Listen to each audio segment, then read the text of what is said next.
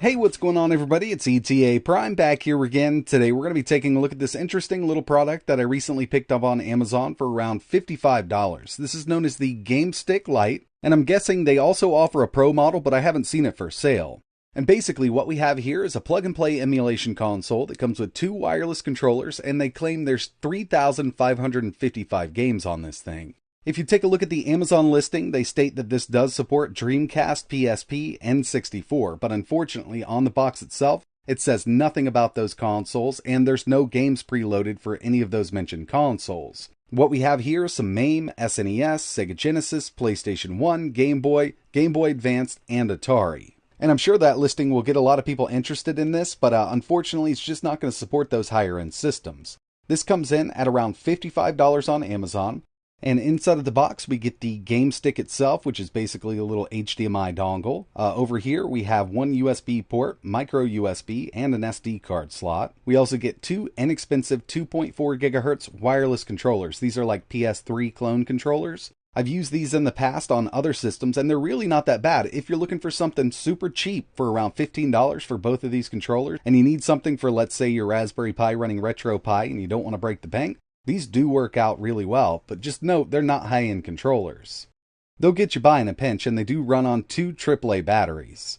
Under here, I believe we have some more stuff like the user manual. One side is in English, one side is in Chinese. We also have a micro USB cable for powering the stick itself. You just need 5 volts, 1 amp for this thing. We also have an HDMI extension and our micro SD card, which has all of our games. This is a 32 gigabyte card. And like I mentioned, they claim there's 3,555 games. So as you can see, on one side we just have that full-size HDMI out. We have a micro SD card slot over here on this side. And on the very end, a single USB 2.0 port and micro USB. There's not much information online about this, so I'm not exactly sure about the internal specs, but on the box itself it says we have 256 megabytes of RAM, and the CPU is a GB2, which I've actually seen before in cheaper handhelds that you can pick up on eBay and Amazon. So it's not going to be a high-end machine by any means. Let's go ahead and get this thing started up. I got that micro SD card inserted and the dongle for the controllers.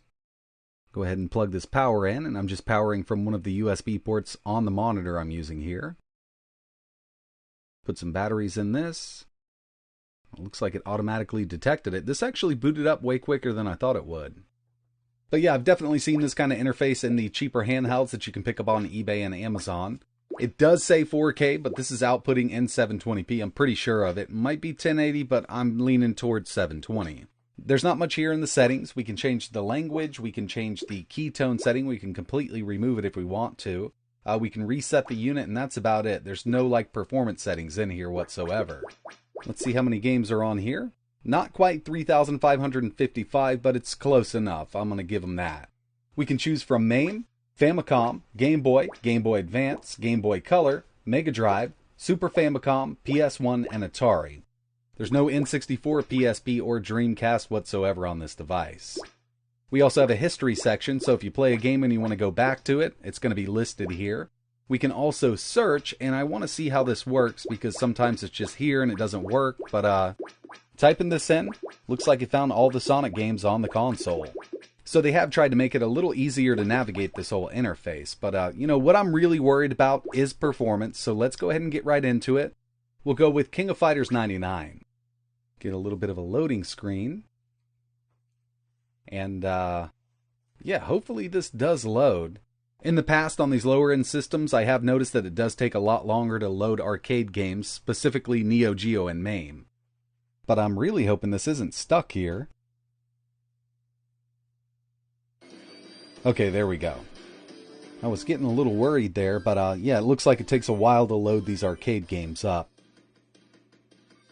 Before we jump right into some gameplay, I did want to mention that with each of these emulators, or any game you're running, just press start and select and it'll bring you to the main menu. We can resume, restart, save slot. I'm not sure how many they have here, but looks like we definitely have more than 10.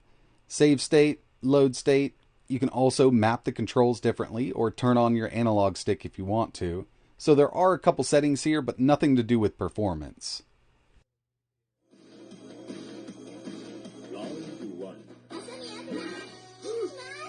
It doesn't look like they're using much smoothing, if any at all. We still see that pixelation, which is something I love. Some of these consoles come preset with the smoothing on, and you just can't turn it off, and it does look horrible with these older games. I really do want to see those pixels. But it looks like we're getting decent performance here out of Neo Geo. I know that there will be some arcade games that are harder to run than this, but for the most part, I think they've kind of gone through and pick and chose what they were going to put on this SD card, so we should get decent performance out of all of the arcade stuff that's on here. Let's test one more.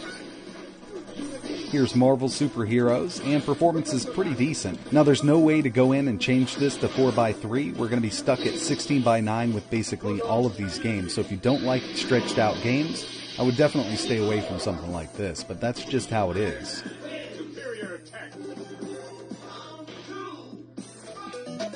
I also wanted to go through and test some NES. This is one of my favorite games, and I can tell you right now that this is running a little faster than it would natively on an original console, but it's not as bad as I've seen on cheaper handheld consoles. This is something you could get used to.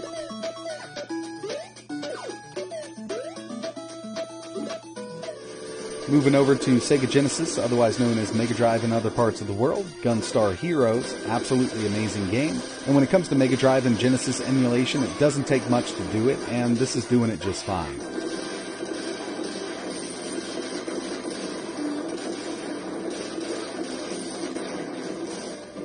Now, one system that these lower-end chips kind of struggle with is Game Boy Advance, believe it or not.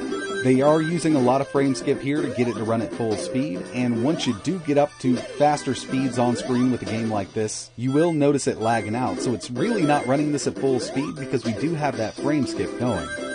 And once I get moving really fast, you'll see exactly what I'm talking about.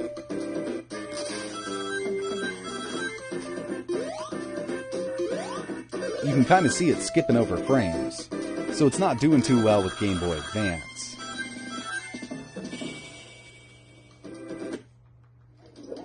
And moving over to the highest end system that this supports, which is PlayStation 1, I'll tell you again, just like with Game Boy Advance, they are using a lot of frame skip here. With these easier to run games like Crash Bandicoot, it shouldn't be too much of an issue, but when we move over to something that's a little harder to run like Tekken 3, you really notice it.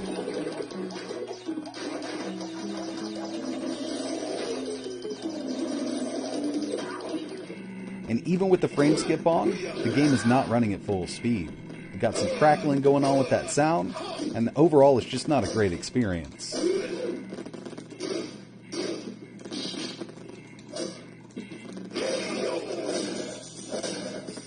Round 2, fight.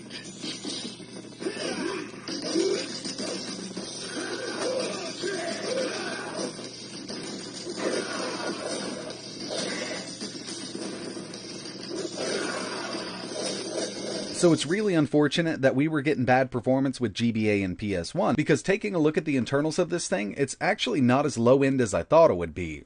Now, as ARM chips go in 2021, the Rock chip 3128 is still considered a low end chip, but for emulation, it should be able to push Game Boy Advance and PS1 at full speed with no issues. Really, what it comes down to is unoptimized emulators for this little chipset here, because the Rock chip 3128 is an ARM Cortex-A7 quad-core CPU running at 1.3 GHz with a Mali MP400 GPU, and with this unit here, they were correct with 256 megabytes of RAM. And yeah, in 2021, it's still considered low end, but for the emulators that this thing supports, we should be seeing some better performance, and with custom firmware, it could definitely get there. We could run GBA and PS1 with no frame skip on this thing at full speed if the emulators were optimized correctly, but I wouldn't hold my breath on updates for this thing, because a lot of companies just source these out. They'll make, let's say, 2,000 of them, sell out, and never worry about updating down the road. It's really up to the community, and I can't see this thing taking off with all of the other stuff we have in the market right now.